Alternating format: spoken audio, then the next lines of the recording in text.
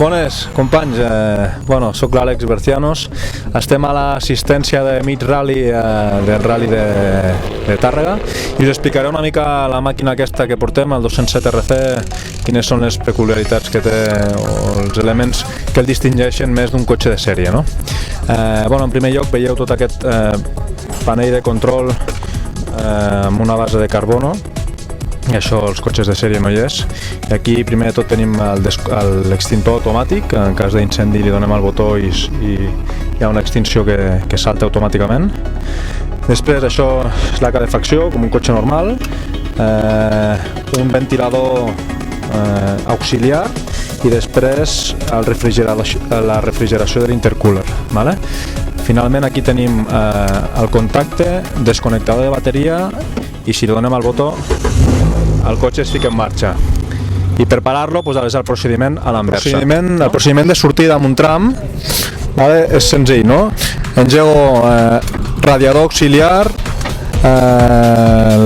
el sistema de refrigeració de l'intercooler, embrago, fico la primera, agafo, estiro del freno de mà hidràulic, acelero i doncs deixo anar l'embrague i el cotxe ja avança, no? Deixant anar al mateix temps el freno de mà hidràulic.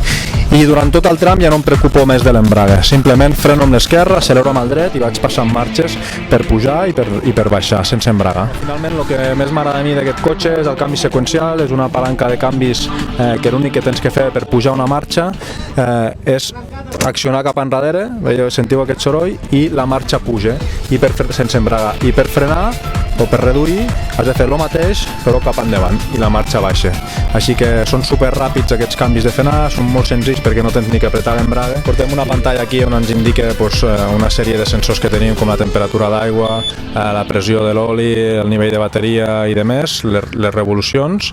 I finalment aquesta palanca tan peculiar d'aquí, que és un freno de mà hidràulic, que amb molt poca força bloqueja les rodes de darrere i els fa servir molt per entrar en zones lentes, amb encreuaments.